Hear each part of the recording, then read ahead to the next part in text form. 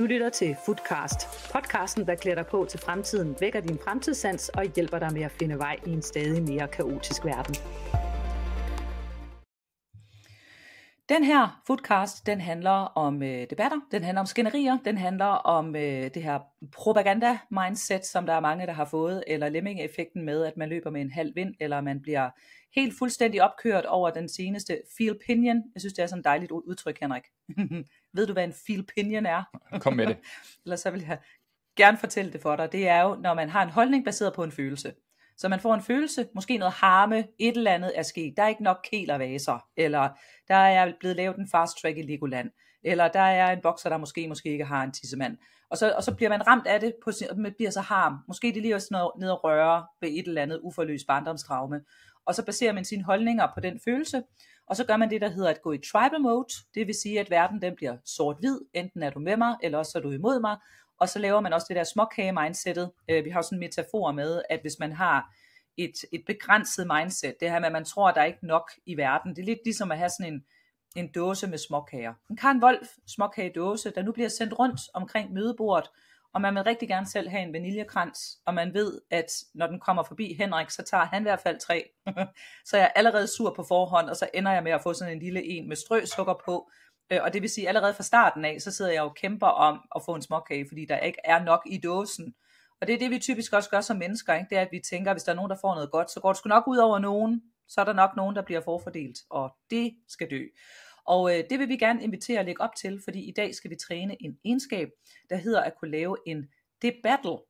Og når man laver en debattle, så debatterer man og går skridtet videre. Det er sådan en meget god pointe for dig som futurist, det er, at når du sidder i de her tribal-diskussioner, hvor demokratiet græder, og hvor man tænker, har vi dog intet lært, hvad bliver der af dannelsesprojektet, og vi går i Facebook-kriger-mode, og begynder at kalde hinanden for nazister, og man føler, at verden er lave, så er et rigtig godt trick for fremtidsforskere, det er at gå skridtet videre. Lad være med at stoppe for tidligt. Vi skal faktisk egentlig have lov til at bøvse af, og når man så kommer dertil, hvor man siger, har du talt ud nu, er du kommet med alle dine argumenter, så siger vi not a da. Og så går vi ud og laver research, vi kigger på fakta, vi kigger på følelser, vi kigger på den andens perspektiv. Vi gør også det, der hedder at ændre sit vantage point. For alle jer, som er inde hos os på Futurist Pro, eller som kommer med på et af vores challenges og kurser, der vil I støde på begrebet et vantage point. Og dit vantage point, det er der, hvor du står i verden. Det vil sige, sidder du nede på bunden af toilettet, så har man et begrænset udsyn, man vil typisk synes, at alt er lort. Og så vil man få det bekræftet. Hvis man står et andet sted, ikke? Hvis man nu står som et ungt menneske og tænker, at verden er åben for mig, så vil du se mulighederne. Man har også fundet ud af, at dem, der er heldige, det er typisk fordi, de har et mindset, der baserer sig på, at de faktisk tror, at de er heldige. Så den måde, hvorpå man definerer sig selv, og man ser sig selv som en hvid middelalderende mand, der skal være en forsørger, jamen så vil det være en måde at se verden på. Eller hvis man ser sig som en korstogsridder for kvinders rettigheder, jamen så vil det være en anden måde, man ser verden på. Og vi skal egentlig vende os til, at vi kan have mange forskellige vantage points, fordi vi har altid et. Den eneste måde at kunne være objektiv på, det er egentlig at have villigheden til at hele tiden at blive ved med at prøve at se verden fra andre menneskers perspektiv. Jeg har sådan en ting, jeg siger til mig selv, Henrik, når jeg bliver pissed og irriteret over, hvad andre siger, hvor vi jo godt ved, at det er fordi, de har ret.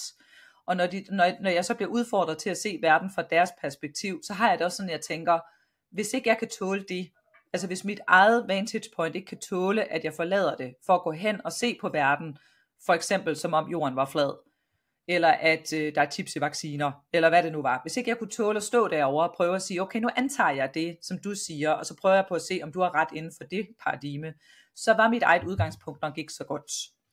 Henrik og jeg, vi har en teknik, den ligger inde i Futurist Akademiet, hvor man kan se den på video, hvis man vil have den med ud i verden og bruge den, hvilket vi jo rigtig gerne vil have, at alle futurister gør, som hedder at lave en debattle. Og den debattle er faktisk også skrevet ind i vores partneraftale. Så den vil vi introducere for jer i dag som et redskab, og håbe, at I vil bruge den, og selvfølgelig også håbe, at I har lyst til at, og når den så bliver brugt, at så skrive, hvor meget godt der kommer ud af det. Fordi det gør der typisk, når man laver en debattle. Så Henrik, hvad tænker du om alt det her?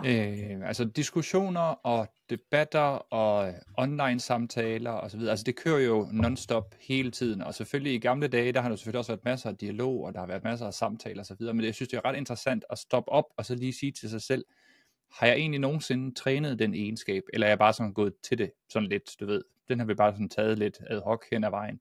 Og så kan man jo se, at der er nogen, der har trænet det, og der er nogle andre, der ikke har trænet det. Og så er der også den der, vores måde sådan instinktivt at reagere på, når der er nogen, der siger et eller andet. Altså, at man gør det bare sådan per, hvad skal man sige, sådan lidt per fornemmelsen af, hvad synes jeg? Eller om man sådan bevidst lige prøver at stoppe op, og så tænker over selv, jamen hvis jeg nu skulle prøve at undersøge det her lidt mere, i stedet for bare, som du siger, lave en feel opinion, altså bare reagere med følelserne. Så der er nogle interessante ting i spil i forhold til, om vi egentlig burde have det på skoleskemaet. Altså fra starten af, det der med at lære og forstå, hvad er en god diskussion først og fremmest. Og ligesom du sagde med propaganda-mindset, altså i dag, jeg vil synes, det var noget af det vigtigste at lære, det var at lave propaganda. Ikke fordi du skal altså gå ud og så være en propagandist, men simpelthen bare for at forstå de der virkemidler, fordi hvis man går på nettet, og man kigger på nogle af de største problemer, vi ser med lige nu her, altså så har vi jo masser af disinformation. Vi har nogen, der kalder ting for fake news. Altså det bliver brugt i øst og i vest, og til sidst så bliver det så altså sådan en stor pærevælling, hvor man ikke kan finde hoved og hale i, hvem har så ret i noget som helst, eller hvad er det egentlig, vi skal snakke om her. Til sidst så bliver folk en lille smule, så skal også være lige meget, jeg tror bare, jeg går ind på en eller anden short eller reel, og så ser jeg nogle katte eller nogle hunde, der er søde, og så kan jeg sidde og grine lidt af det. Og jeg kan se det ske gang på gang, det der med, at man bliver mættet, man bliver træt af alle de der snakke i øst og vest, og til sidst så vender man bare tilbage til sådan, du ved, noget, der er totalt hjerneblæst, fordi man kan ikke holde til mere. Men hvis man forstår, hvad er propaganda for noget for eksempel, og hvis man forstår altså den der bevidste eller ubevidste reaktionsmønster, jamen så kan vi lige pludselig åbne op for nye måder at tænke på, nye måder at reagere på. Og hvis I for mig den store ting, man skal tage med sig, i forhold sådan til at begynde at træne det der med at diskutere og med dialoger, og debattel, synes jeg, det er vores bedste aktiv, vores bedste egenskab til det. Men sådan overliggeren for det, det er, vil du vinde diskussionen? Og der kan man sige, vil du vinde spillet? Eller vil du forbedre diskussionen, eller vil du forbedre spillet, hvis man sådan skulle sige det på den måde. Så hvis nu bare prøver at forestille sig selv, det vigtigste for mig, er det at få ret og så vinde, eller er det at være med til at forbedre, hvad er det egentlig, vi sidder og snakker om her. Det er to forskellige måder at snakke på, det er to forskellige måder at diskutere på. Og som vi har sagt, at hvis man tager en debat, og jeg har set debatten med Clement Kjersgaard i gamle dage, og der kan jeg huske, langt det meste af tiden, når man så det program, så handlede det faktisk om at vinde.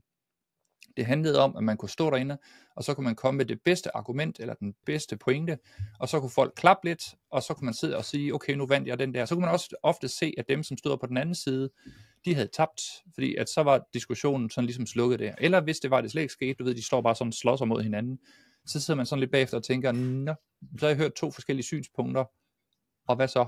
Altså specielt hvis det er politikere, ikke, som ikke har lyst til at sige, nej, nu der tog jeg fuldstændig fejl, nu skal jeg til at ændre hele mit verdensbillede. Det ser man sgu sjældent. Men hvis det var nu det, man skulle arbejde efter, det var netop at være i stand til at se andre synspunkter, så kræver det jo også noget træning. Og det kræver også den der med at omlægge fra at sige, at jeg skal vinde for enhver pris, til at jeg skal begynde at forbedre. Så i stedet for, at du ved, at der er en, der vinder, og der er en, der taber, så kan man sagtens have en, der vinder over i forbedre. Man kan også have en taber, men det interessante ved taberen i det her, det er jo, at i stedet for, at de sidder og tænker bøv, så sidder de og tænker, kæft, der var altså nogle ret interessante indsigter, jeg måske skal tage med mig. Og så taber man og vinder man på samme tid, kan man sige. Og det er der, jeg tror, vi skal hen af. Og det er også derfor, at vores epic battle redskab, det er rigtig sjovt at prøve, og vi har gjort det rigtig mange gange. Og det kan siges, der er også nogen, som virkelig tager det til ekstremerne. Så det er lige sådan en indflyvning herover for mig, og så kan vi selvfølgelig lige snakke en masse af andre trends lidt senere i diskussionen. Så Anna, tilbage til dig. Ja. Lise, hun skriver også, det er ikke med ved at have ret eller ved at blive klogere. Og det er jo netop det, ikke? Det er med sådan, at når jeg går ind i det her rum, der hedder samtalerummet, går jeg så derind, fordi jeg gerne vil tromle de andre, fordi jeg gerne vil lave fis med folk, sådan at jeg selv føler mig bedre tilpas, eller går jeg derind, fordi jeg rent faktisk gerne vil være klogere. Og det er altid rart, det der med sådan at dele det op igen i tribal mode og planetary mode, fordi hvis du spiller i tribal mode, det er typisk også meget sjovere. Altså en af årsagerne til, at Donald Trump, han fik så meget mediedækning, dengang han stillede op første gang som præsident, det var fordi han var røv sjov at se på. Det var medierne selv, der var med til at skabe det, også fordi at politik på godt og ondt, før Trump han kom, var ret uinteressant. Altså jeg kan huske, at Donald Trump han blev valgt, så var der et af de der amerikanske talkshow-værter, der sagde, at det der sker nu, det er, we will all be educated alongside the president. Fordi han vidste ikke skid Donald Trump om, hvordan det var at være præsident, og det vil sige, at rigtig meget talkshow nu vil komme til at handle om, hvad er det egentlig for nogle beslutninger, der skal træffes, og hvorfor gør han det, han gør, og hvad gør han forkert, og hvad gør han rigtigt. Og det tænkte jeg faktisk rigtigt. Det er faktisk rigtigt, det er, men når der kommer en dum skaller, som er måske god til nogle andre ting, men ikke lige excellerer inden for den klassiske spilleregler i, hvordan er det, man skal gøre det her. og flår det fra hinanden og bryder spillets regler, bliver en game changer, så åbner det også op for, at nu er der lige pludselig plads til rigtig mange andre mennesker. Hele det her debattelbegreb, det kommer ud af et projekt, som Henrik og jeg har lavet, som handler om konstruktiv journalistik. Så da vi startede i sin tid med at have nogle visioner for, hvad vi gerne ville, og vores vision det er, at vi gerne vil vinde Nobels fredspris, inden vi dør, og så sagde vi også, at vi havde 3 mærkesager, som er, at vi gerne radikalt vil være med til at ændre på politik, journalistik og uddannelse. Fordi de 3 ting kommer bare ikke af sig selv, og hvis ikke vi ændrer på den måde, vi laver politik på, og journalistik på og uddannelse, så får vi svært ved at følge med fremtiden, og så vil vi netop se lige pludselig, at vi får det her Facebook opinions, eller at vi brugte jo ikke begrebet fake news, fordi vi vidste ikke, at det var det kom til at hedde. Men Henrik og jeg, dengang det blev brugt første gang, jeg mener, det var hende den der lyshårede kvinde, der var Donald Trumps rådgiver, der brugte det første gang, der sagde fake news på tv, og jeg kan bare huske, at jeg sad og tænkte, fuck, der kom den der trend, ikke? Med at nu vi faktisk virkelig har tippet det point, der hedder, at følelser og holdninger kan fylde lige så meget som videnskab og fakta. Og så står alle de mennesker, som har ret, ikke? Og dem, der kan fremvise fakta, og kan faktisk ikke være med til at argumentere, fordi at deres måde, deres spil ikke længere kan vinde. Det er de så vant til, ikke? Fordi at der er noget, der hedder logisk tankegang. Og hvis der er nogen, der ikke er med til at følge de spilleregler, og lige pludselig får alt mulig mediedækning, jamen så får de jo ret. Det kan godt være, du har ret, men spillets regler bliver bare ændret. Og jeg vil egentlig sige, at jeg synes, at det var godt, fordi jeg synes også, at journalistik før det var selvfed og ligesom orienteret omkring sig selv. Og når Henrik og jeg var ude og snakke om journalistik, og specielt når vi mødte unge mennesker, så sagde de, vi vil faktisk meget gerne være med, men det føles bare som om, når man ser deadline, at man skal have bestået en eller anden test, før man har været der, fordi ligestallet det er så højt. Så det var jo med til ligesom at crack the nut open på godt og ondt, sådan at spillebanen blev mere rodet, men også blev mere jævn. Så har vi selvfølgelig fået Facebook og sociale medier oveni, og det er jo også her, hvor vi er nødt til at lave nogle spilleregler sammen. Vi er jo nødt til at lave de færdselsregler i social media-trafikken, der gør, at vi kommer derhen, hvor vi gerne vil, hvor vi får nogle demokratiske og byggelige samtaler, vi alle sammen også bliver klogere. I gamle dage, dengang bilen kom, det er sådan en lille quizspørgsmål. Nu kan man jo spørge sig selv, hvad kom egentlig først? Bilen eller kørekortet? Og det var selvfølgelig bilen. Det var ikke fordi, der var nogen, der sad og tænkte, lad os da lave et kørekort, og sad og tænkte på det i god tid, sådan at når bilen kommer, så kører folk ordentligt. Nej, der blev dræbt tusindvis af mennesker, da bilen den blev lanceret. Jeg har fundet et dejligt billede, som du også lige skal have, jeg bruger til foredrag, med de 2 biler, der var, jeg tror det var 1895, de 2 første biler, der kørte i Ohio, som alligevel lykkedes med at køre ind i hinanden, selvom der kun var 2. Fordi hvis det kan ske, så sker det. Så det var jo først efter en masse ulykker, altså efter at man fandt det der med, at om du er 7 eller 77, så kunne man købe en bil, og man tænkte, det kunne måske egentlig være meget godt, at man kunne nå pedalerne, og så man fik lavet et kørekort, man fik lavet færdselsregler. Så det er på samme måde, vi skal kigge på det nu. Altså lad være med at sidde og tænke på de samtaler, vi har med hinanden, og dømme dem, og lave hold, og tænke, at folk er dumme, og nu er der også noget, der går ud over mig, og så ramme ned i følelserne. Gå skridtet videre, og så sige, da, hvor spændende, hvor interessant, fordi først har vi kaos, og først kommer alle de her trends, og så skal vi til at lave færdselsreglerne. Så skal vi til at være de voksne, der selv kan tage ansvar for, hvordan styrer og leder man en samtale. Så vi prøvede, Henrik og jeg, at lave om på journalistik i måske 15 år, tror jeg. Det var sådan et sideprojekt, vi havde. Vi lavede rigtig mange projekter for alle mediehusene, for danske medier, som er deres sådan forbundsfællesskab, hvor man sidder og fordeler penge ud. De havde sådan en dejlig vane, også med altid at give penge til sig selv, så de kunne putte pengene ind i aviserne, i stedet for at bruge dem til at få nye læsere med. Og på et tidspunkt, så gav vi simpelthen op. Altså, og det kom, fordi der var nogen, der spurgte os om, hvad er det så? Altså hvis ikke vi kun skal have det der kritiske journalistik, eller den der skeptiske journalistik, hvor man ikke har tillid til verden, hvad er det så der? Hvad er det der konstruktive journalistik? Og så havde vi faktisk ikke noget at byde på. Det var lidt en chokerende oplevelse. Og jeg fandt i hvert fald personligt ud af, at man skal passe rigtig, rigtig meget på at bruge sin tid på at snakke om, hvad det er, man ikke vil have. Fordi det du ikke vil have, hvis man siger, det er jo ikke det, at vi ikke skal have kritisk journalistik, eller vi skal have et kritisk mindset, det er bare ikke nok, hvis vi også skal være med til at bygge en verden og lave visioner og have psykologisk tryghed, så skal der også være noget andet. Men jeg havde simpelthen brugt så meget tid på at stå og debattere med voksne mennesker og journalistiske ledere om, at det ikke var nok, så da jeg blev spurgt om, hvad er det så, så er jeg så lidt, det ved jeg ikke. Altså der lige pludselig kom nogen og sagde, nu vil jeg godt have det. Fordi det at påpege et problem giver ikke løsningen. Det at sige til folk, grunden til at du har et dårligt liv, er fordi du har haft sådan en skidt barndom. Ja, det har vi så brugt 7 år på at snakke om nu. Det har jo ikke sagt noget om, hvordan er det så, jeg får et godt liv.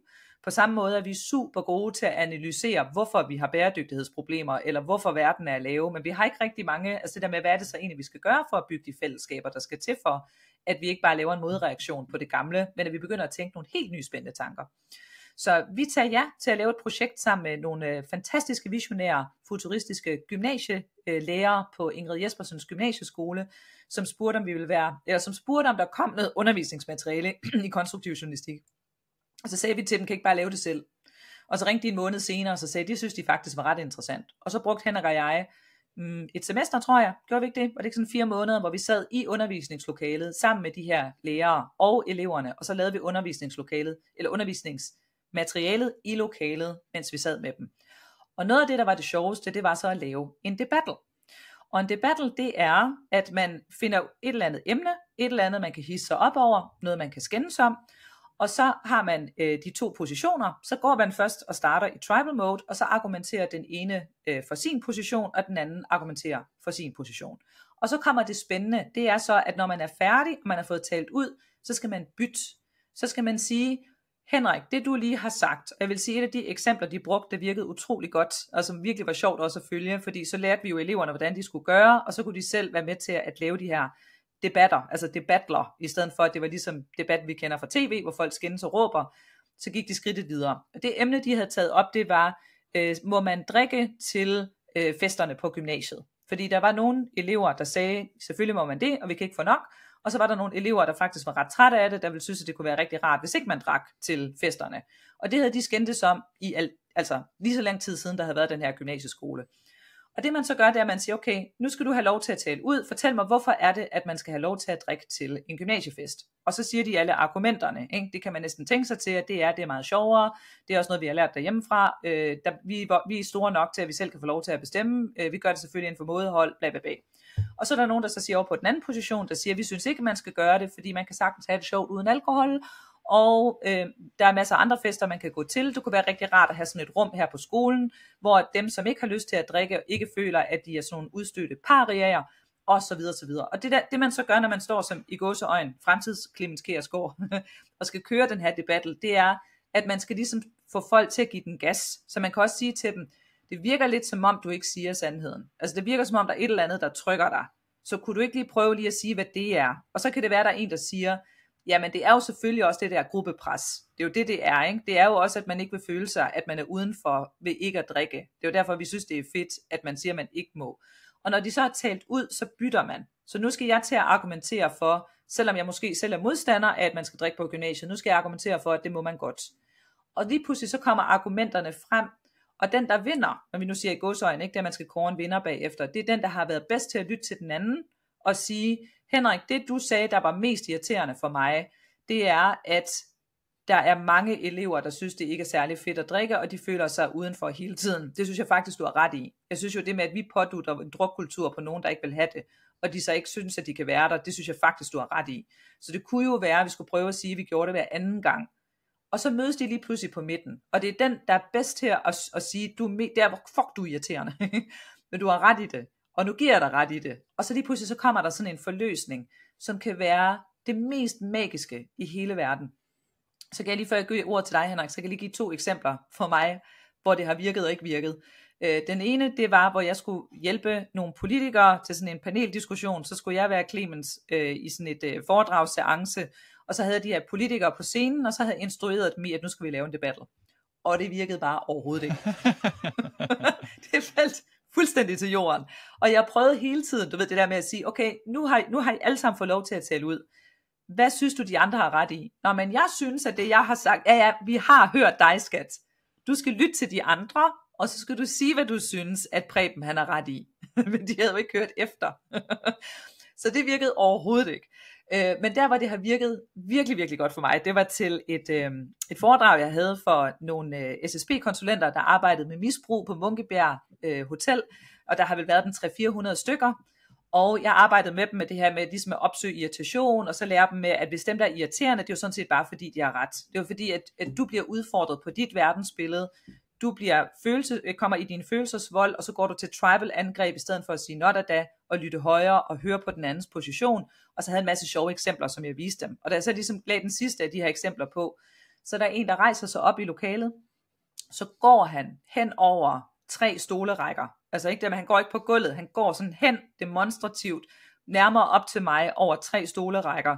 Så går han hen til en, der sidder på en stol og rækker hånden ned til ham, ligesom for at give ham hånden og slutte fred. Og han rejser sig så op og giver ham hånden, og så giver de hinanden en krammer. And the crowd goes wild. Og der står man som foredragsholder sådan lidt, hvad var det? Og så siger de så til mig, det er fordi de der to, de har så åbenbart ligget i skyttegravskrig altid. Altså de har altid været uvenner. Men bare ved at lave den her med at sidde og udfordre på, og så sige, hvad nu hvis du sagde not der, så start med at prøve at sige, at vedkommende faktisk er ret. Fordi hvis dit position, din vantage point, ikke kan tåle, at du forlader det, for at prøve at gå over og se verden fra et andens perspektiv, med en planetær tro på, at han ikke er din fjende, han er din allierede, han vil også det, du gerne vil. Han har det helt samme, du ved, det samme ønsker og håb for de unge mennesker med at få dem ud af misbrug, som du har. Han har måske bare en anden vej til at komme derhen. Og da det så åbenbart var gået op for ham, der sad der 4 stolerækker tilbage, at ham, der sad foran, han faktisk havde ret i noget, så var der bare, fuck, det var magisk. Altså det er virkelig, hvor jeg tænkte, vi vinder Nobels fredspris, Henrik, det gør vi. Det gør vi. Yes, hvad med dig? Har du haft nogle gode debattle-oplevelser? Altså, jeg synes jo altid, det er godt, også når man manipulerer lidt ved at smide nogle karameller, eller nogle chokoladeskildpadder, eller noget andet ind i det, sådan at dem, der sidder og lytter i stedet for, du ved, at man bare sidder og klapper, jamen så kan de gå hen og donere slik eller karameller til dem, der er bedst til at rykke deres perspektiv. Så ligesom, at det er jo det, der er pointen her. Men jeg synes, at ting, du har nævnt, som jeg har oplevet også, det er den der med, at for dem, der ikke har prøvet det før, og hvis man så skal gøre det første gang, og man ikke er blevet sådan trænet i det, og bare få at vide, nu skal du prøve at bytte, altså nu har I to snakket, nu bytter I bare rundt, så crasher øvelsen stort set altid, fordi så finder man ud af, at de andre ikke har hørt efter. Og det kan man jo så tage fat i, og så lige stoppe op og sige, okay, så du har overhovedet ikke hørt efter, hvad ham den anden har siddet og snakket om derovre. Og så ofte det, de siger, det er, jo, men, og så kommer der masser af forskellige undskyldninger for, hvorfor man ikke har hørt efter. Og klassikeren, det er jo fordi, de begynder at forberede, hvad er det så det næste, jeg skal sige? Mig, hvad er det så det næste, jeg skal sige, for at vinde den her samtale her? Og det er i sig selv også utroligt godt til at træne det der med, det er at prøve at lave sådan en aktiv lytning. Og aktiv lytning, det er jo, at man ikke sidder og venter på, nu skal jeg sige et eller andet, men nu skal jeg faktisk referere tilbage, hvad var det lige, du har sagt? Og det er en ret simpel trick, det er at sige til sig selv, man starter lige den næste del af diskussionen, dialogen med, og hvad er det så, du har ret i? Altså, hvad er det, jeg hørte dig sige, der var godt? Og det fede ved det der, det er også, hvis man læser bøger omkring, for eksempel sådan noget som, hvis man nu gerne vil være en god ven, eller man gerne vil charmere andre folk, eller du gerne vil have noget mere karisma. Den første, der dukker op, det er det der med at høre andre, eller som de siger i Avatar, I see you, I hear you. Og så kan man referere tilbage, fordi noget af det værste folk ved, det er jo egentlig ikke at blive hørt, eller blive ignoreret osv. Jeg prøvede på et tidspunkt sådan en øvelse i Tyskland, hvor at jeg havde et hold af ledere, og de ville gerne blive bedre til at både, altså alt det her med at diskutere, høre efter og debatter, de vidste, det hele er jo vigtigt, så det vil vi gerne træne. Og så satte jeg dem sådan en 2 ringe, en inderst, en yderst, og så skulle de så sidde og fortælle hinanden et eller andet pointe fra deres arbejdsliv, og så fik de at vide, nu skal du skifte over, og så skal man så fortælle den her til den næste, der kommer. Altså hvad jeg lige hørt, det skal man fortælle til en ny. Og de første 2 gange, de gjorde det, der stod alle folk bare og grint, fordi de havde intet hørt efter, hvad der blev sagt. 3. gang, man lavede den der rotation, så kunne man høre, nu begyndte det at blive bedre, og 4. gang, så var de faktisk rigtig, rigtig gode til det. Så det gode her også, det er ret hurtigt, man kan øve sig i det her. På samme måde, så findes der jo teknikker, der er sådan en sjov en, jeg plejer at bruge, når jeg skal lege lidt med andre, når man sidder og fortæller sådan noget her. Og den hedder mirroring, og mirroring, den går bare ud på, at man efterligner den måde, som folk opfører sig på, den måde, de sidder på, den måde, de gebærder sig på. Så hvis de sidder med armene over kors og benet over korsen, så sætter du dig også med armene over kors og benet over kors. Og så smiler man til dem, kigger dem i øjnene, og så efterligner man i princippet meget det, de laver. Hvis de finder ud af det, så falder det hele på jorden. Men hvis ikke de finder ud af det, så sidder de bagefter og siger, kæft, ham Henrik, han er simpelthen bare så rar at snakke. Men ej, hvor han sød. Det er et fantastisk scoretræk, kan jeg også sige, for gamle dage. Altså hvis man sidder og snakker, eller skal snakke med en fra det modsatte køn, eller samme køn, whatever man nu er til. Så den der med at bare sådan sidde virkelig og høre efter og gengive, det er altså, det fungerer rigtig, rigtig godt. Så der kan man også øve sig på det, hvis man nu sidder og er i den klasse, der gerne vil ud og flirte lidt, så kan det også bruges til det. Men hvis jeg skulle nævne noget omkring det her med debattler, i forhold til hvad for noget, der kunne være interessant at tage fat i, så vil jeg sige, at hvis vi skulle prøve at sidde og snakke lidt om noget af det der, altså nogle af de emner, man kan se, der kommer op i tiden. Altså der var for eksempel den, du sagde lige før med, altså en bokser. En bokser, må den vedkommende have lov til at bokse, ja eller nej? Og det interessante ved sådan en diskussion, nu spiller jeg den over for mine børn, og det den går på, for dem der ikke lige ved har fulgt med i den sag, det er jo, er det en mand eller er det en kvinde? Og det første, man hører, det er jo så, at mænd, som har fået en kønsskifteoperation, de må da ikke have lov at slås med kvinder, fordi det er da uretfærdigt. Og så finder man jo hurtigt ud af, at hvad der skete i den samtale der, der kan du få lov at overtage. Jamen, det er jo ikke rigtigt. Ja, lige præcis. Så den her sag, som kører, som kører lige nu, ikke, under OL, det er, at der er en afghansk kvindelig bokser, som har, som har smasket en anden kvindelig bokser så hårdt i lampen, at hun bliver så forskrækket, at hun simpelthen giver op, ikke, og begynder at græde. Og så nu kommer Phil Pinions. Det kommer så, er det en mand? Og der kan man allerede helt fra start af, der er der jo en lille stemme inde i en, der siger, okay, transgender fra, hvad sagde du, Algeriet? Ja.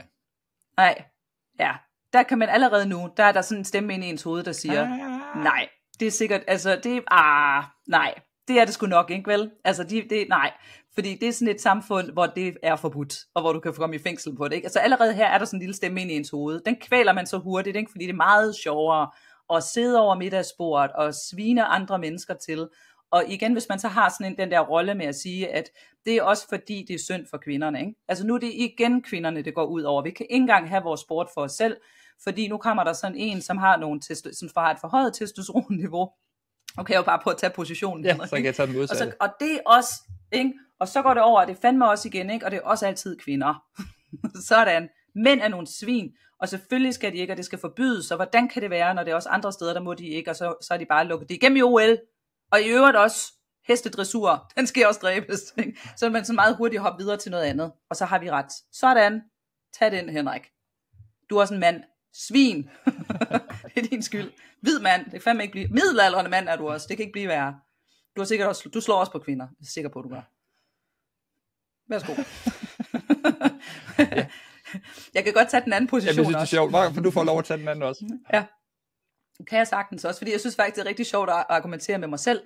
Altså det der med, og det er også igen, vi siger, lad være med at stoppe for tidligt. Hele det der er faktisk skide sjovt. Det her med at ligesom bare få lukket op for sin indre hulemand eller hulekvinde, og så hele lortet ud. Så det næste man gør, det er jo så, at man laver noget research. Så siger man not a da, og så tænker man transgender for lige fra den del af verden, det er sgu nok ikke rigtigt. Så kan man jo gå på Wikipedia, det er ikke fordi det er den bedste kilde i hele verden, man kan også være på ChatGPT, man kan begynde at læse noget, og så finder man ret hurtigt ud af, at det er jo fordi hun har mixed chromosomes. Og det ved jeg som biolog, det er ikke unormalt. Altså ligesom hvis der er nogen, der siger, homoseksualitet er imod natur. Nej, det er det ikke. Altså sex, det er monkey money. Altså det der med at bolle med alt og alle, det gør man meget i naturen. Ikke? Altså Henrik og min hund, de er begge hunder, og der er lesbian love show. Så det er næsten så vi sidder og rødmer, når vores hunde de er sammen. Så man kan ikke bruge naturen som et argument for at sige, at det ikke er naturligt, fordi det er det. Og så kan man jo sætte sig ind i hendes sted. Det var faktisk det første, jeg gør, fordi jeg synes, at man skal altid starte med en eller anden form for empati over for andre. Når vi er over i det planetære, så må vi ikke gøre os selv store ved at gøre andre små. Altså hvis man vinder sit argument ved at gøre sig selv til den rigtige og gøre andre forkerte, så har man tabt. Så snart det er dem versus os, så har man tabt. Og den gode måde at komme ud af det på, det er jo ved empati. Det vil sige, prøv at sætte jer i deres sted. Og når man så læser op på hende, så er hun jo født som kvinde, hun er opdraget som kvinde, hun er blevet fuldt af sine brødre, jeg tror det er sådan en team hver vej, og har solgt skrot for at tjene penge til at gå til boksetræning, og har selvfølgelig haft en drøm om at komme til de olympiske lege, og ja, så er hun måske forfordelt, fordi hun har testosteron i blodet. Men så gik Henrik og jeg, vi gik ind og så googlede, du ved, hvilke andre atleter er biologisk forfordelt, når man har for lidt, ikke? Så det er begunstiget af genetikken. Og der kan vi bare blandt andet sige Michael Phelps. Han har kæmpe store arme, mega store hænder, korte ben og virkelig store fødder, hvilket gør ham til en fantastisk svømmer. Vi fandt også over en anden svømmer, der har størrelse 57 i sko, så han kommer med indbyggede svømmefødder. Og så kunne vi også sige, hvad det hun hedder, stjernen der, den amerikanske gymnast, Simone Biles. Hun er 142 cm høj og lavet af elastikker. Så hvis vi vil bruge argumentet om, at genetik, altså lige i det her tilfælde, der er problemet er jo, at det er fordi, vi kommer ind i noget, der er sårbart, og det vil sige, det er noget med køn og tissemænd og tissekoner, og det er i forvejen et brandfarligt emne, hvor det andet, det her med at se på, hvis du kommer fra Afrika, jamen så har du faktisk også nogle fordele i forhold til din knoglekonstruktion, der gør du rigtig god til at løbe hurtigt. Så når vi går ned ad den sti, så finder man bare lige hurtigt pludselig ud af, det skulle da egentlig rimelig interessant, egentlig. Og så kan man gå et skridt videre, og så kan man sige, hvis vi gerne vil have ligestilling blandt køn, skal man så ikke også som kvindelig bokser kunne tåle at få en ordentlig en lige i hovedet? Jo. Egentlig, Henrik. Jo da. Altså, skal man ikke det? Er det ikke ligesom en del af bokserkontrakten, der at du kan blive slået så hårdt i hovedet, da du brækker næsen? Jo. Altså er det ikke det, mænd godt ved, at de gør? Og det er sjovt, hende der fik en på hovedet, Anne, hun gik ud og sagde, jamen altså, sådan er det jo. Altså. Hun har jo sagt undskyld. Ja, hun har jo sagt undskyld bagefter. Det var på CNN, hvor hun sagde, jeg blev bare så forskrækket, så jeg trak kønskortet. Eller jeg i hvert fald gjorde sådan, at andre de kunne trække det. Og jeg stod der og sagde, at der var et eller andet her, der var galt, hvor jeg egentlig sådan, at nu siger undskyld, og så siger, det kan faktisk ikke være bekendt. Og det er jo også rigtig godt, ikke? Det med, at så hun jo også vokset som menneske. Og det vi jo så hele tiden skulle huske på, det er, som Lise siger, vil jeg have ret, eller vil jeg blive klogere? Vil vi lave en bedre verden? Er det vigtigt, at jeg skal sidde derhjemme og nu sige, at det er også synd for kvinder, fordi nu kommer mændene igen? Eller skal vi sige, det handler vel egentlig også om, synes jeg, hvis jeg skulle komme med et argument, det er, at boksning er en åndssvag sport, vil jeg sige. Altså jeg tror i fremtiden, der tror jeg, at sådan en sport som amerikansk fodbold, som beviseligt ødelægger menneskers hjerner, er enten blevet lavet meget om, altså med andre spilleregler, eller også så ser man det ikke mere på den samme måde, som man gør. Og jeg tror godt, at vi kunne se sådan nogle sportsgrene, hvor altså du kan jo komme til skade i alt, ikke? Altså du kan også falde af en hest, og du kan også ryge ned af en barre, og du kan også slå hovedet på vippen, når du laver udspring. Men boksning står du fysisk og smasker folk i hovedet og ødelægger deres fysik. Og det kunne man godt forestille sig, altså også med de kommende generationer, der kommer, at det ikke er så sjovt at se på. Så det åbner det op lige pludselig for en helt masse andet. Henrik og jeg, vi har også haft en dejlig debat på, at Anne Skar tror, at der kommer meget mere mixed sports. Altså jeg tror, at mixed sports, hvor man spiller mænd og kvinder på det samme fodboldhold, altså ikke mænd mod kvinder, men ligesom man har tennis, ikke, hvor man har mixed double, det tror jeg, det kommer ind for rigtig mange andre sportsgrene. Min primære begrundelse, mit primære argument for det, det er, at det er sjovt at se på. Jeg var selv til OL. Jeg var inde og se kvinderne spille Sevens rugby. Henrik og jeg, vi er jo sponsorer som Rusties i Cars af det danske rugbylandshold. Og min mand arbejder for World Rugby, så jeg var inde og se de her Sevens kampe. Og der har kvinderne jo trukket billetter. Altså kvinderne er dem, så vidt jeg ved, der har trukket allerflest tilskuere, fordi det bare er super sjovt at se på. Det er både mænd og kvinder, der sidder der. Så jeg tror, at det her er egentlig sådan en skridt ind i en rejse, hvor vi finder ud af, at køn, mænd og kvinder, er ligesom et hus, vi går ind i, hvor der står, ligesom toiletterne, ikke? Der står mænd og kvinder på døren, og så går vi ind i det i samtalen. Vi starter samtalen med at dele den op i de to positioner. Så kommer vi ind i huset, og så finder vi ud af, fuck, der foregår godt nok meget herinde. Altså hele det paradigme, jeg kom ind med, kan faktisk ikke bruge til noget herinde, fordi den kønskonstruktion, og så bliver man sådan lidt, men jeg troede, det var det handlede om, og så finder man ud af, at det gør det faktisk ikke. Og her kommer så det super, super vigtige fremtidssætning, som alle futurister skal sige, så tit som overhovedet muligt, når man står i den situation, hvor man lige pludselig finder ud af, at ens egne argumenter ikke længere holder. Det man skal tænke på, de har bragt dig hertil, men de kommer ikke til at bringe dig videre. De kan kun slå dig hjem igen. Så skal man sige, jeg ved det ikke. Og det er du også mega god til, Henrik, ikke? Når der kommer sådan en eller anden feel opinion, så siger Henrik også altid, du ved, at noget du ved, eller noget du tror. Nu kommer du med en hel masse følelser. Og jeg ved godt, at du også gerne vil have, at jeg skal synes, at Israel-Palæstina-konflikten er så og sådan her. Men jeg ved det ikke. Og den holdning, du har, bryder mig ikke om. Fordi den deler verden op i sort-hvid. Det ved jeg som start, at det er ikke noget, jeg har lyst til. Så jeg vil gerne have lov til at danne mit eget verdensbillede. Jeg vil gerne have lov til at mærke mine egne følelser. Jeg vil gerne have lov til at lige at sætte en grænse og lukke min egen havelåge, og så gå ind og så lige finde ud af, hvad mener jeg egentlig om det her? Med det formål at have empati, at lave et spil, som alle kan vinde, uden at der er nogen, der taber. Altså at lave, og så sige ikke, jamen, kan vi egentlig være her alle sammen, på alle mulige forskellige præmisser? Og jeg tror faktisk, at det der vil være et udkomme af det, Henrik, nu argumenterer jeg for den anden position, det jeg tror bare, vi får mere sport. Jeg tror, der kommer mere sjov sport at se på. Og den sidste ting, jeg kan sige, det er, jeg sad med mine drenge, hvor jeg jo har 4 og en stor voksen mand, og så var der 100 meter løb, og så siger jeg til dem, har I det ikke sådan, tænker jeg ikke, det der, altså jeg synes 100 meter løb er røvkedeligt. Det der med at sidde og køre det op, til at sidde og kigge på 100 meter løb, og så er det overstået på under 10 sekunder. Det bliver mere og mere kedeligt. Og jeg tror, der er så mange sportsgrene, der bliver mere og mere kedelige, fordi du kan ikke blive ved med at hakke ting af. Og det vil sige, at du sidder og måler det på sådan 0,00012 mikrosekund. Hvor noget andet, der er super sjovt at se på, det er jo fangeleg. Og så satte vi fangeleg på. Det tror jeg, jeg ved ikke, om det er en olympisk disciplin, men det tror jeg, det bliver lige om lidt. Det er jo røvsjovt at se på, ikke? Og der kan de sådan set løbe lige så hurtigt, men det er jo også parkour, der er lagt oveni. Så jeg tror egentlig, at Henrik, det er som mit andet argument, det er, at jeg tror, at når vi giver hinanden ret i det her, så tror jeg, at sport bliver bedre. Jeg tror, at sporten bliver mere empatisk, og jeg tror, at reglerne også kommer til at ændre sig, sådan at flere mennesker kan være med. Ikke dermed? Og så vil det bare være sjovere at se på.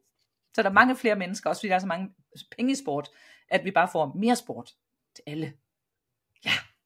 Og så er det jo det, igen ikke, nu har jeg jo selv argumenteret for begge positioner, og det er også det, jeg kan sådan mærke på mig selv, at når jeg så argumenterer frem, så kan jeg kan mærke, hvordan mit eget ståsted, det sådan oplyser sig. Det med, hvor der var noget, jeg var så sikker på. Sådan her er det! Og når jeg så siger, okay, lad mig lige prøve at slippe den, og så går det andet sted hen, så kan jeg sådan mærke, sprækker, så kommer lyset ind, nu bliver verden større. Jeg kan sådan mærke også inde i mig selv, hvordan jeg bliver sådan helt giddy op. Det er spændende. Ja. Og så komme ud, så er det altid fedt også at komme ud og bruge det til et foredrag. Så det der med sådan at kaste ind i puljen, og så sige, kan I forestille jer en fremtid, hvor vi ikke spiser kød? Ja. Og så argumenterer vi for og imod. Ikke det der med, okay, nu prøver vi at sige, er der nogen, der kunne forestille sig, at der kommer en fremtid, hvor vi ikke spiser kød? Det er ren plante. Og så er der jo, efterhånden er der omkring 2/3 i lokalet, der siger, ja, det kunne jeg godt. Og så kan jeg se, at der er en tredjedel, der sidder bare og tænker, jeg skal sataneme have pølser og flæskesteg og bøffer.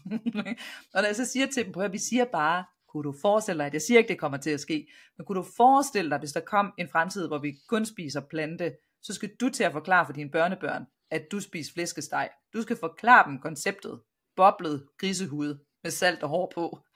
Og du skal forklare dem konceptet, at en pølse, det var at hakke en gris, der havde ligget fastspændt, mens den poppede andre grise ud, som vi så hakkede og puttede op i en anden gris, og stegt på Weber-grillen. Og man kan godt selv se på dem, de bliver sådan lidt, det er sgu egentlig lidt et sjovt koncept. Og så når man argumenterer for og imod, så det der kommer frem, sådan helt, man kan ikke se, at folk selv sidder og tænker tanken, det er, hvis der kom ren plante, så vil der jo nok stadigvæk være nogen, der spiser kød, og du kan godt producere bæredygtigt velfærdskød, hvor dyrene har haft det godt, det kan man godt. Så bliver der jo bare mere kød til mig. Ja, det er nemlig det, der gør. Så bliver der mere kød til dig. Jo færre mennesker, der spiser kød, jo bedre bliver det for dig. Og så bliver det sådan lidt, så er det jo fedt nok. Og det vil sige, at de går bare fra at være hardcore plantemodstandere, til de pludselig at være de største fortalere for det, ikke? Fordi jo flere, der spiser plante, jo mere pølse bliver der til mig. Med god samvittighed. Ja. Og det igen, vi skal huske på her, ikke? Det er, altså, hvis man nu starter over i sit eget ståsted, og så siger man til sig selv, nu gentager jeg bare det samme, som jeg har sagt før, jeg vil bare vinde. Og det er det vigtigste, det er, at jeg skal vinde for enhver pris, så skal jeg helst have den, der sidder på den anden side til enten begynder at græde eller løbe skrigebord, fordi nu har jeg vundet. Jamen, så låser du dig også fast. Altså, så låser du dig fast i den der skyttegrav, og så sidder man derovre. Og det er ofte det, vi ser sådan i gamle perspektiver, specielt hvis det er nogen, der har haft magten i rigtig lang tid, det er, at de forsøger at blive ved med at bevare status quo, blive ved med at forsvare sådan de gamle spilleregler. Så kommer der nye spilleregler til, og hvis vi vil ændre på det der, så bliver vi nødt til at øve de her ting. Og derfor så er det bare godt at sige til sig selv, at man sådan går i træningsmode, altså man gør, at det at diskutere er trænbart. En ting, jeg har lagt mærke til, altså jeg har rigtig meget research kørende på folk, der sidder og diskuterer, hvor det går i overknude. Jeg synes, det er episk sjovt at sidde og se de der diskussioner, hvornår er det, man kan rykke på noget, for nogen, der ikke har lyst til at rykke på det. Og en ting, som man kan bruge, det er den der, som du også sagde i starten, har du lyst til at ændre dit standpunkt? Altså når man nu går i gang med at snakke med nogle andre, har du egentlig lyst til at ændre på sådan den måde, du ser på verden på? Eller har du lyst til at skifte stilling, for eksempel? Og så hvis man bare fra starten af siger, nej, det har jeg ikke, jamen så kan man sige, okay, så er det op ad bakke. Så kan vi bare sådan lege med det, men jeg ved bare, at okay, det her, altså hvis det bare var en debat, så ville det jo bare blive to, der står og smadrer hovederne sammen, så vi ikke rigtig komme videre.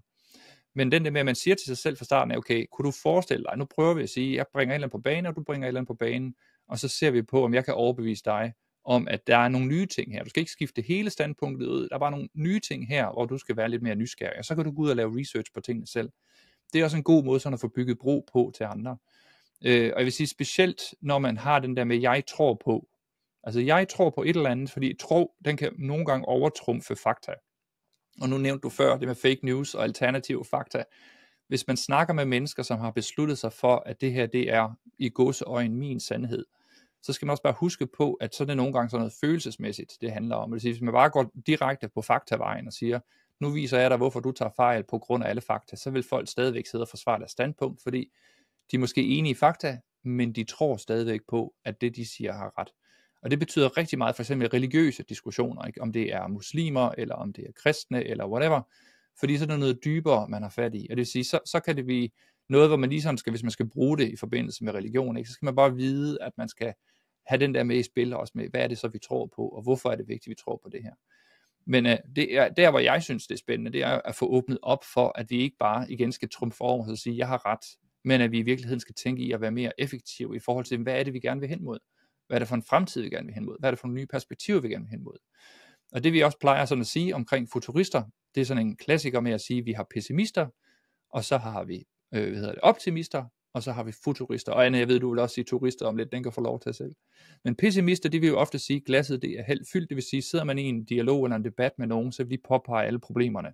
Så vil de sidde og sige, fremmedarbejdere, flygtninge, folk af anden herkomst, dem kan jeg ikke lide. Og så vil det ofte være bundet i et eller andet med, at det er højst sandsynligt noget omkring dovenskab eller noget, sådan noget små racistisk noget.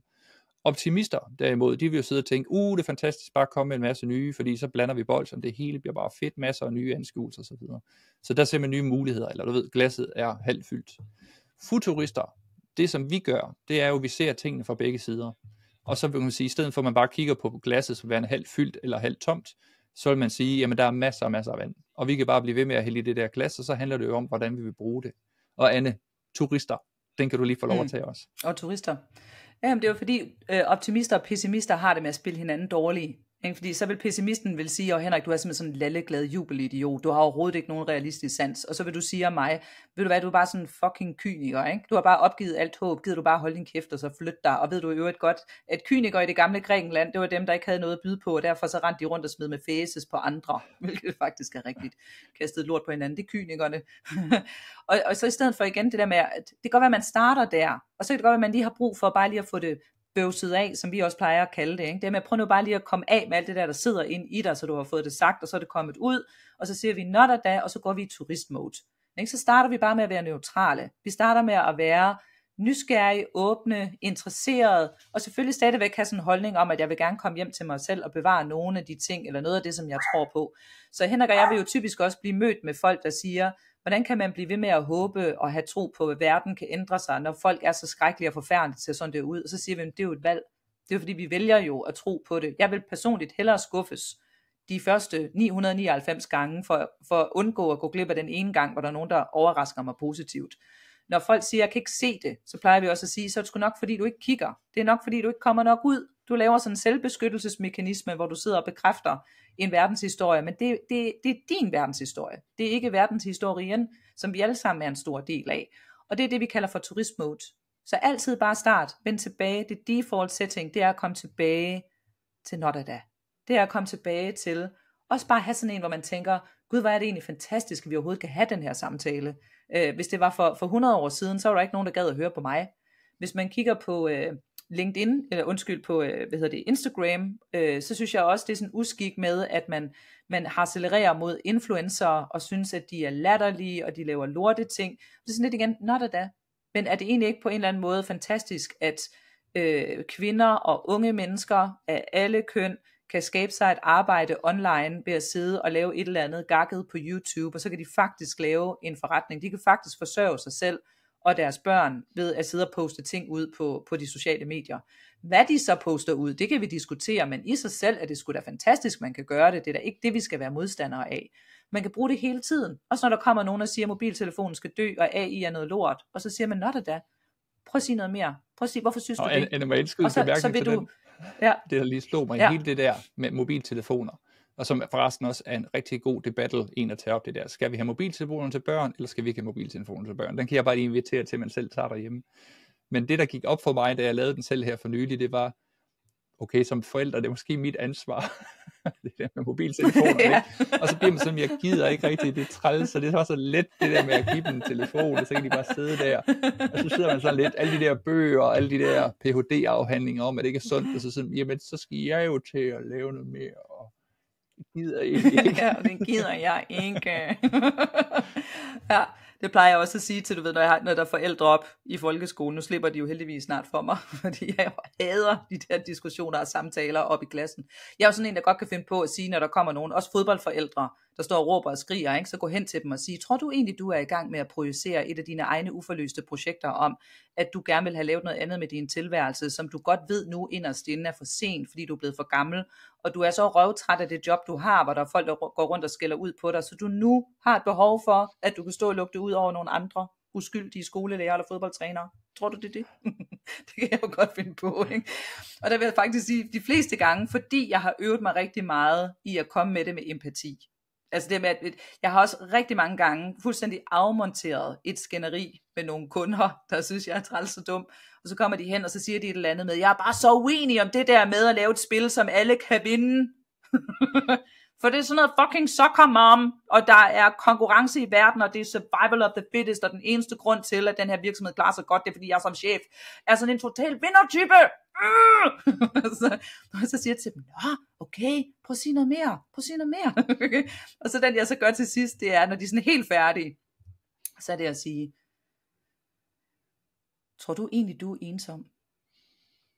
Og så bliver, de bliver sådan helt, ja, det tror jeg faktisk, jeg er. Og det er klart, hvis jeg kom med den som træls, altså hvis jeg sagde det fra starten af, ikke? Så ville de nok blive endnu mere sure. Men fordi, at jeg bare har stået og rummet, du ved, bare lyttet, jeg har bare, du ved, prøv at sige, det kan fandme også godt forstå, at det er der også, men det er da helt sikkert det der, ikke? Og så møde med den der med at sige, tror du egentlig bare, du er ensom? Altså du har behov for at stå og blæse dig op til noget, du egentlig ikke har lyst til at være hele tiden, for at folk kan se dig, så du ikke føler dig ensom. Fordi hvis du slipper den karakter, den der vinderkarakter, med at du skal være den, der hele tiden skal vinde, og være den største og den første, og vi skal slå konkurrenterne. Hvis det ikke er den karakter, du skal spille, så ved du ikke, hvem du er. Og så føler du dig enormt ensom, og så bliver du bange. Tror du egentlig det der? Og Anne, hvis jeg må indskyde bemærkning til den der også. Altså det interessante ved den, det er ofte det der sort-hvidt mode også. At folk de sådan siger, at det der med at vinde, det er jo det vigtigste i hele verden. Og så hvis man så siger til dem, jamen, er det hele tiden? Og så kan man også godt se, at folk bliver lidt, det har jeg sgu da aldrig tænkt på, eller hvad mener du med det, og så videre. Fordi det er jo helt vildt vigtigt at vinde. Man gider da ikke se en fodboldkamp, hvis ikke der er nogen, der vinder. Og sådan. Jamen, hvad så? Altså, er det hele tiden? Og nej, okay, så har vi noget der. Du skal jo bare vælge og så sige, hvornår er det så vigtigt at vinde den der kamp. For jeg er også totalt konkurrencemenneske. Jeg elsker også det der. Men hvis man hele tiden går rundt og vil gå og vinde, det kan ikke lade sig gøre. Altså jeg kender ingen i verdenshistorien, der har vundet alt. Altså selv Napoleon, der klarede sig godt, han tabte sgu også en gang imellem. Så kom han tilbage, så prøvede han igen, og nu er det ikke, fordi jeg er stor fan af Napoleon sådan. Men mindsetet, så er det bare det med at ændre det til at sige, der er muligt, at du også godt kan give plads til, at der er andre, der kommer med ind i det her. Og så igen, har du lyst til at prøve at ændre på spillet, sådan at det bliver bedre? Hvis nu tog fodbold for eksempel, der var kæmpe brok over det der VAR, du ved, nu ødelægger det spillet. Så kan man køre det battle på den frem og tilbage, i forhold til at forbedre spillet. Og hvis man gør det, så åbner man også op for, at folk de meget nemmere kan komme med i sådan en dialog, igen, hvor det ikke handler om, at man skal trumfe eller vinde over andre, man skal prøve at ændre perspektiv, man skal prøve at se nye muligheder, og så åbner man op igen for at lytte til andre mennesker. Og det er jo det, vi sidder og snakker om her, i forhold også igen til, hvor vi er på vej henad. Fordi hvis vi bare går i det der mode, det gammeldags mode, du ved, vinde for enhver pris, jamen så er det bare, at vi risikerer at grave skyttehuller ned, og så vil man sidde og skændes frem og tilbage. Og i værste fald gå i krig mod hinanden, som man også kan se nogle steder i verden. Hvis vi derimod netop begynder at have sådan en kollektiv, kæmpe planetar gruppe af mennesker, som er i stand til at kunne åbne op for at være bevidste om både den der følelsesmæssige del af det, men også det med at åbne op for andre personers perspektiv. Ens betyder, at man skal sådan et stort hippie-kollektiv. Det er igen bare øvelser og træning i det. Inkluderet i den der, som jeg sagde i starten, ikke, med propagandatræning. At jeg ved udmærket godt, når Anne, du begynder at bruge nogle af de der propagandatricks mod mig, så ved jeg, hvordan jeg skal lytte til dem. Jeg ved også nogenlunde, hvordan du skal begynde at affærdige dem. Og det synes jeg selv er rigtig, rigtig spændende. Det der med egentlig at tænke på det som at træne, at kunne diskutere, at træne og forstå, hvad for nogle tricks der bliver brugt imod mig, for eksempel online. Hvilket lige bringer mig til nogle af de der vigtige trends også. Hvis vi lige skal trække en trend ind på banen her, så kan vi jo bare se, altså kunstig intelligens som den store overligger, på godt og ondt. På den dårlige side, så bliver det jo hurtigere og nemmere at komme med al mulig information ud på de sociale medier. Alle mulige ting, ligesom du sagde før med den algeriske bokser, der kan jo også se, når man går ind og undersøger lidt, at alle dem der har en dagsorden om, at vi skal prøve at trykke lidt på den der knap, så folk bliver sure over transgenders og så videre, de har jo bare givet den fuld gas med at lyve og med at lægge informationer op og forkerte kilder, jeg skal komme efter dig. Og det er jo også AI, der er med til at hjælpe til det, altså de kan generere ting utrolig hurtigt. Men på den anden side, hvis vi kigger over på den positive side af den trend, der kommer, så vil vi højst sandsynligt også se kunstige intelligenssystemer, der er i stand til at kunne faktatjekke os i real time. Og det kommer til at blive rigtig spændende, når det sker. Det bliver så dejligt. Så man kan sidde, ikke? Det bliver virkelig godt. Der sidder og se nyhederne, sidder og se en eller anden kilde, du sidder og kigger på, og så har du i din, lad os bare sige, du har en browser, og så er der lavet sådan en lille extension, hvor den har sådan et faktometer på, ikke? Og så kan den sådan, ligesom sådan en speedometer, der kører op og ned, eller for rød, grøn, gul, ikke? Så kan den sådan sidde og sige, hvor er vi henne i den her? Og så snart du ved, Donald Trump han så kommer på, ikke? Så ryger den i rødt med det samme. Fordi manden, han kan jo for fanden ikke sige noget, uden at det er totalt gak. Så den... Ja, og selvfølgelig også hiver det frem, hvor han siger noget, der er rigtigt. Jo. Det gør han jo også. Der er jo også ligesom det der med NATO, ikke? Hvor han sagde, at Europa lever ikke op til deres forpligtelser, så nu gider jeg ikke mere. Ja. Og det var rigtigt. Ja.